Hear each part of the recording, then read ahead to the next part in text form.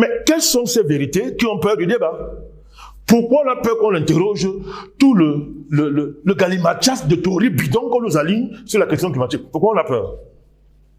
Pourquoi on a peur? Bon, moi j'ai fait une proposition. Hein. Moi je peux décider que bon, moi je veux que la planète disparaisse. Est-ce que j'ai le droit de dire ça?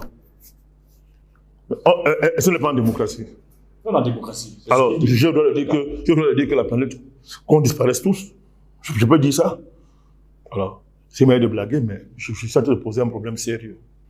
L'Occident ne peut pas avoir le monopole du discours et de la vérité sur la question scientifique, sur la question climatique. Elle est disqualifiée. Parce qu'elle est le premier ennemi du climat. C'est le modèle occidental. C'est démontré. C'est démontré scientifiquement, c'est démontré empiriquement, c'est démontré à l'évidence. À l'observation, c'est démontré à tout point de vue. Donc elle ne peut pas. Elle dit par simple humilité, elle doit se retirer de ce débat, être humble et écouter ceux qui n'ont pas pollué. Ceux qui ont subi les assauts capitalistes de l'Occident. Il faut les écouter, mais ce n'est pas écouter. À partir de ce moment-là, il ne faut pas qu'on nous entraîne ailleurs. Là. Le débat, il est là. Alors donc, même à ce niveau, Jocelyn Gosse, qu'est-ce qu'ils proposent? Je suis en train de vous expliquer leur alternative à eux. C'est la 4e révolution industrielle et les énergies vertes. Les énergies donc propres, donc entrer dans la civilisation de la propreté. Ok, c'est quoi une énergie verte? Moi, je vais vous donner la définition, vous allez voir. L'homme n'est rien sans son bord. Qu'on m'explique. Écoutez bien, pour définir le degré de propreté d'une énergie, écoutez bien, on calcule son empreinte carbone. On prend en compte la totalité de son cycle de vie. Construction des équipements, exploitation, recyclage, tout à l'heure je vous en parlais, etc.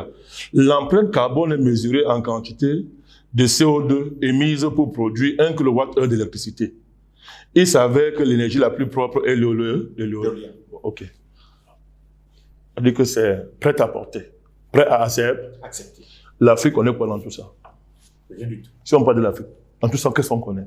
Ils se sont assis, ils ont déjà écrit la grammaire et l'alphabet élémentaire de l'économie du futur. On n'est pas dedans, ils ne nous ont pas consulté, rien. On te dit comment on mesure une énergie propre, comment on la calcule, l'empreinte de son carbone, son empreinte carbone, tout ça. Il y a eu débat quand? L'Afrique a été consultée quand? Pour vous parler de ça.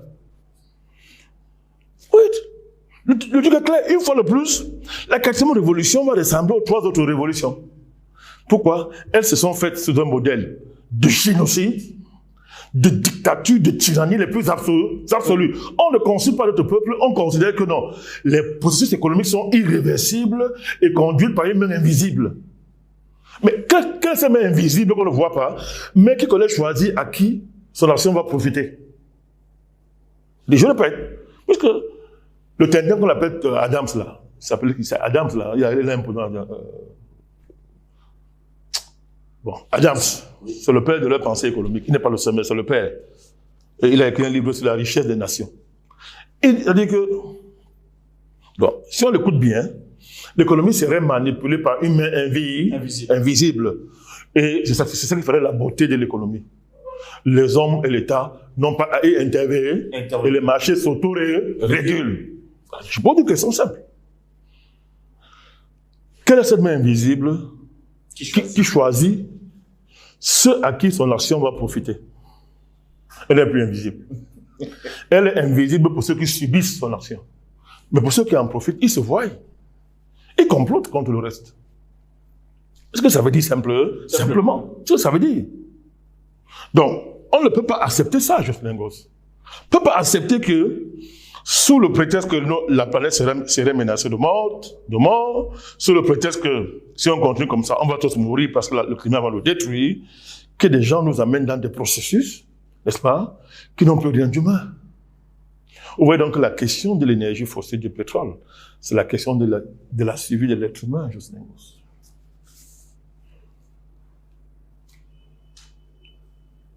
Aucune énergie n'est fossile. Écoutez, quand vous m'appelez ici, c'est pourquoi moi je renverse la table. Hein. Allez-y. Aucune énergie n'est fossile. C'est ceux qui utilisent une énergie qui la rendent fossile ou pas. C'est ce qu'on appelle dans le langage, dans le jargon d'économie politique, le rapport social. C'est à partir de la grille de lecture du rapport social qu'on analyse sérieusement et de façon juste et véridique la question de l'énergie dans le monde, Jocelyn Goss. C'est quoi le rapport social? C'est que une énergie ne sort pas du sol elle-même, vient agresser les hommes, les tabasse et les impose un esclavage, n'est-ce pas, énergétique. Vous avez vu une pareille énergie? Ça n'existe pas, Jocelyn Goss. Oui. Vous pouvez que rire à défaut de pleurer parce qu'on nous prend pour des idiots. C'est l'homme qui va extraire l'énergie dans le sol, là où elle est, la domestique, et en fait la base d'un système économique qui est déterminé par, si on parle du capitalisme, l'exigence de rentabilité et seulement de rentabilité. On s'en fout de l'être humain, on s'en fout de l'équilibre de la société, on s'en fout de la nature et tout, puisque Descartes a dit que l'Occident, c'est de devenir maître et possesseur de la nature. Il y a une autre question fondamentale qu'il faut poser. Mais ceux qui veulent sauver la planète et la nature, l'ont-ils créé? Ont-ils créé ces êtres-là? Alors, ça pose une question, ça fait un débat. Le débat sur le créationnisme ou sur l'évolutionnisme. L'univers n'est pas créé, il n'y a pas de créateur. Ça s'est fait tout seul, il y a le Big Bang, ça s'est fait tout seul. Alors là, ce sont les deux camps fondamentaux qui vont s'affronter là.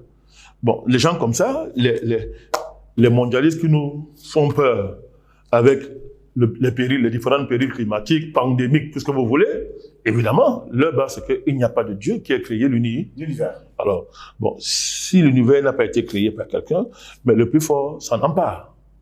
Soit lui, s'en empare et élimine les êtres faibles, incapables de s'adapter. Donc, c'est le struggle for life. Le plus fort gagne. C'est ça la théorie. Mais la question, ok. Mais jusqu'à quand tu es plus fort? Forcément, un jour viendra. Mais le jour ne viendra pas. Il est déjà là, Jocelyn Goss. Ce jour-là, c'est quoi? C'est qu'on voit très bien que les plus forts, justement, veulent, à partir d'un discours terroriste sur le climat, sur les pandémies, nous orienter dans un nouveau monde où il n'y a plus de sélection naturelle de l'espèce. Même David est déclassé. Mais où il y aura une sélection, pas naturelle, une sélection technologique, civilisationnelle de l'espèce, qui sera opérée par des super êtres humains, devenus dieux, qui vont choisir désormais qui peut être homme, à quelles conditions tu peux être homme, qui ne le sera plus.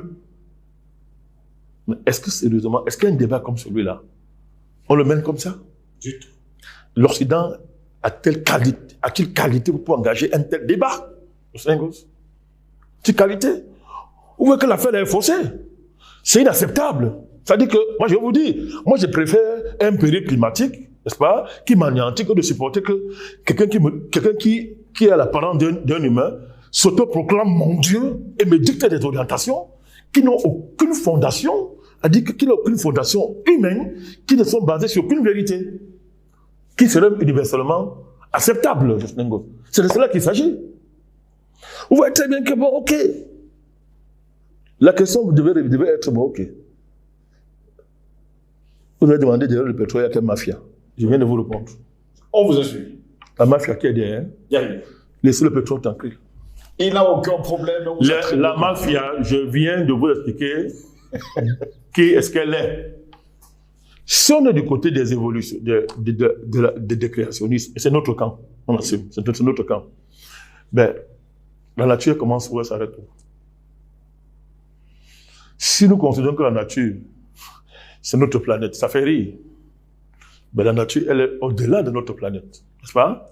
Elle se prolonge au-delà de notre planète. Si notre planète finit, la nature, elle ne finit pas. Or, notre planète est dans une relation dialectique avec la nature. Ben, si vous voulez soigner la Terre, vous voulez soigner la nature dans son entièreté, ben, si vous ne pouvez pas la faire, si vous ne pouvez pas faire ça, ben, dis donc, il faut descendre, il faut redescendre sur Terre, on comprend que c'est une affaire complexe. On n'aborde pas la question de la finitude de la planète comme ça, avec autant de légèreté, Jocelyn Goss. On n'aborde pas la question des équilibres écosystémiques de la planète avec autant de légèreté. C'est plus sérieux que ça. Vous n'êtes pas en mesure de calculer, de réduire la planète à un stock de dollars que vous chiffrez. que vous chiffrez dans vos ordinateurs. C'est pas ça la planète, Justin Goss. Si c'est le cas, mais créez une planète à partir de l'ordinateur. À partir du moment où vous pouvez créer une planète à partir de l'ordinateur, mais soyez humble un peu de respect. Soyez humble un peu. On va réduire la planète à un stock de dollars, entre guillemets, que vous évaluez. Vous pouvez pas réduire l'avenir de la planète et des êtres humains qu'elle habite, n'est-ce pas, à une espèce de mathématique et d'algorithme d'une 4e révolution industrielle que vous avez pensé dans votre chambre et qui va servir d'horizon dépassable de l'humanité. Vous ne pouvez pas faire ça. L'humanité est plus complexe, la planète est plus complexe, la nature est plus complexe que ça. Mais il faut que les autres peuples se réveillent, il faut que les Africains se réveillent et mobilisent les tréfonds les plus forts de leurs anciennes sagesses, de leur vérité religieuse et spirituelle, pour expliquer à l'Occident qu'il est un petit enfant qui n'a pas 600 ans. En face des vieillards, des anciens qui ont 10 000, 25 000, 35 000, des millions d'âge d'ancienneté sur la Terre, en termes d'expérience humaine, c'est ça le débat qu'il y a sur cette affaire. Donc la question est simple pour nous résumer. Elle est simple. C'est une affaire où il y a une tragédie qui a frappé l'humanité, c'est l'émergence de l'Occident. Il y a 7 siècles. On est gentil. C'est 6 siècles autour là. 6 siècles. Ils sont arrivés avec une fulgurance pas possible, caractérisée par la volonté de dominer la nature et de tuer Dieu, le Créateur. Pendant 6 siècles, ils ont colonisé et dominé le monde. Et ils arrivent à un niveau où ils se rendent compte que leur modèle ne marche plus. Mais leur modèle, ce n'est pas le modèle universel. Parce que le monde les a précédés. L'humanité les a précédés. Ils ne peuvent pas venir alors qu'ils ont seulement fait 700 ans sur Terre, 600 ans sur Terre, et ne pas chercher à discuter avec ceux qui ont des millions d'années d'expérience et de vécu sur Terre, je sais, et qui ont vu beaucoup de choses au passé. Bon. Alors, donc, la vieille économie d'après eux, c'est l'économie capitaliste fossilisée, qui va encore utiliser d'après leur théorie des énergies fossiles, qui d'après eux détruisent la planète et sont donc criminels. Il faut stopper ça à tout. Une nouvelle économie capitaliste, un nouveau capitalisme qui est en train de mettre sur pied, qui est basé sur les énergies propres, le verdissement de la planète, la décarbonation, la défossilisation. L'affaire est très simple. À qui ça profite? À une minorité que vous et moi nous connaissons très bien, et on leur demandera de créer leur propre monde si jamais ils trouvent un problème avec ce monde-ci.